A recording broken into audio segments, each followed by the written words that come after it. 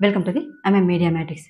గత 3-4 సంవత్సరాల నుంచి రష్యా, యుక్రెయిన్ మధ్య యుద్ధం జరుగుతున్న సమయంలో అమెరికా అధ్యక్షుడు డొనాల్డ్ ట్రంప్ ఇరు దేశాల మధ్య శాంతి ఒప్పందం కుదిర్చి ఇరు దేశాల మధ్య సంధి ఏర్పరిచారు. దాంతో ఇరు దేశాలు ఒప్పందాన్ని ఏర్పరచుకున్నాయి.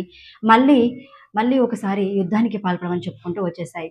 అలా చెప్పిన తర్వాత కూడా రష్యా ఉక్రెయిన్‌పై దాడి చేసిన సంగతి అందరికీ తెలిసిందే.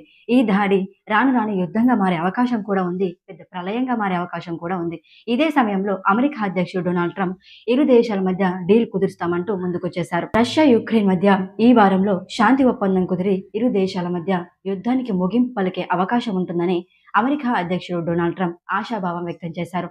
తన ఎస్ఎం ప్లాట్‌ఫామ్ ట్రూత్ సోషల్‌లో ఈ మేరకు పోస్ట్ చేశారు. ఇరు దేశాల మధ్య యుద్ధం ఆగిపోతే అమెరికాతో భారీ స్థాయిలో బిజినెస్ చేసే అవకాశం ఉంటుందని చెప్పుకొచ్చారు అమెరికా అధ్యక్షుడు డొనాల్డ్ ట్రంప్.